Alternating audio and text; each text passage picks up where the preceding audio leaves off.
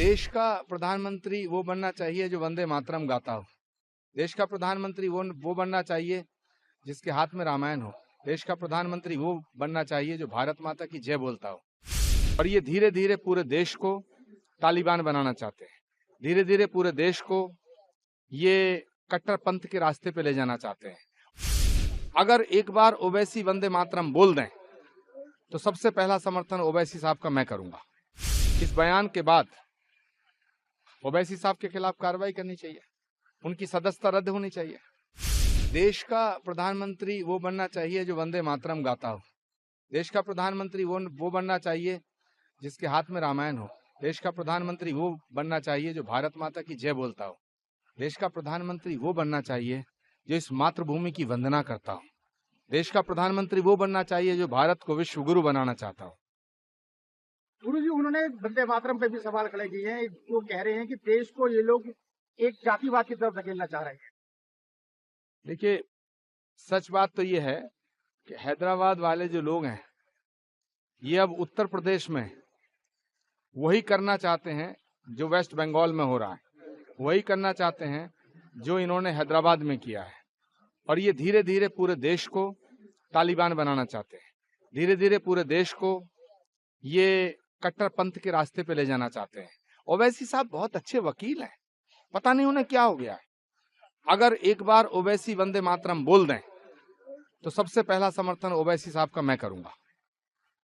कहते हैं कि बाबरी मस्जिद का फैसला जो है सुप्रीम कोर्ट ने गलत लिया था, इस पे क्या आपकी राय है, क्या कहें? ये तो सुप्रीम कोर्ट को सोचना चाहिए। सुप्रीम कोर्ट को इस बयान के बाद ओवैसी साहब के खिलाफ कार्रवाई करनी चाहिए, उनकी सदस्यता रद्द होनी चाहिए। भारत की सर्वोच्च अदालत के फैसले को गलत फैसला करार देना ये देश के माहौल को बिगाड़ने जैसा है, पूरे भारत के सामाजिक समरसता और ताने बाने को तोड़ने जैसा है। ओवैसी साहब के खिलाफ कार्रवाई होनी चाहिए। जहां तक बाबरी मस्जिद का सवाल है, बाबर एक लुटेरा था, बाबर के नाम पर मस्जिद भारत में कलंक थी। सुप्रीम कोर्ट ने वहां श्री राम जन्मभूमि के मंदिर का निर्माण का फैसला करके भारत की अस्मिता, अस्तित्व और सनातन को बचाने का काम किया है। अच्छा, अभी मुक्तेश्वरानंद को लेकर सीएम ने भी चुप्पी जो साधी हुई थी वो कल विधानसभा में खुलकर बोले हैं और वहीं समाजवादी पर तंज कसते हुए कहा है उन्होंने कि अपनी सरकार, अगर अभी उनको शंकराचार्य कहते हैं, तो अपनी सरकार में लाठियां चार्ज की और जो है उन पर एफआईआर लॉन्च की। समाजवादी पार्टी हिंदुओं को बांटना चाहती है। समाजवादी पार्टी हिंदुओं का विभाजन करके सत्ता पाना चाहती है। लेकिन अब ये हिंदू समाज को सोचना है कि उसे बंटना है, घटना है या कटना है। देश का प्रधानमंत्री वो बनना चाहिए जो वंदे मातरम गाता हो। देश का प्रधानमंत्री वो बनना चाहिए जिसके हाथ में रामायण हो। देश का प्रधानमंत्री वो बनना चाहिए जो भारत माता की जय बोलता हो। और ये धीरे धीरे पूरे देश को तालिबान बनाना चाहते हैं। धीरे धीरे पूरे देश को ये कट्टरपंथ के रास्ते पे ले जाना चाहते हैं। अगर एक बार ओवैसी वंदे मातरम बोल दें तो सबसे पहला समर्थन ओवैसी साहब का मैं करूंगा। इस बयान के बाद ओवैसी साहब के खिलाफ कार्रवाई करनी चाहिए, उनकी सदस्यता रद्द होनी चाहिए। देश का प्रधानमंत्री वो बनना चाहिए जो वंदे मातरम गाता हो। देश का प्रधानमंत्री वो बनना चाहिए जिसके हाथ में रामायण हो।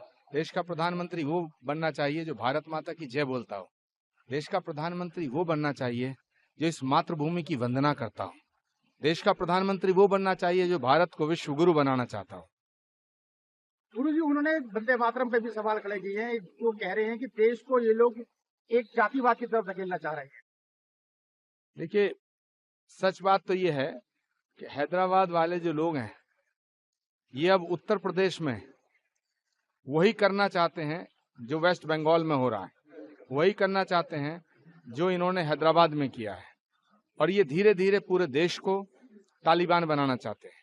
धीरे धीरे पूरे देश को ये कट्टरपंथ के रास्ते पे ले जाना चाहते हैं। ओवैसी साहब बहुत अच्छे वकील हैं, पता नहीं उन्हें क्या हो गया है। अगर एक बार ओवैसी वंदे मातरम बोल दें तो सबसे पहला समर्थन ओवैसी साहब का मैं करूंगा। कहते हैं कि बाबरी मस्जिद का फैसला जो है सुप्रीम कोर्ट ने गलत लिया था, इस पे क्या आपकी राय है, क्या कहें? ये तो सुप्रीम कोर्ट को सोचना चाहिए। सुप्रीम कोर्ट को इस बयान के बाद ओवैसी साहब के खिलाफ कार्रवाई करनी चाहिए, उनकी सदस्यता रद्द होनी चाहिए। भारत की सर्वोच्च अदालत के फैसले को गलत फैसला करार देना ये देश के माहौल को बिगाड़ने जैसा है, पूरे भारत के सामाजिक समरसता और ताने बाने को तोड़ने जैसा है। ओवैसी साहब के खिलाफ कार्रवाई होनी चाहिए। जहां तक बाबरी मस्जिद का सवाल है, बाबर एक लुटेरा था, बाबर के नाम पर मस्जिद भारत में कलंक थी। सुप्रीम कोर्ट ने वहां श्री राम जन्मभूमि के मंदिर का निर्माण का फैसला करके भारत की अस्मिता, अस्तित्व और सनातन को बचाने का काम किया है।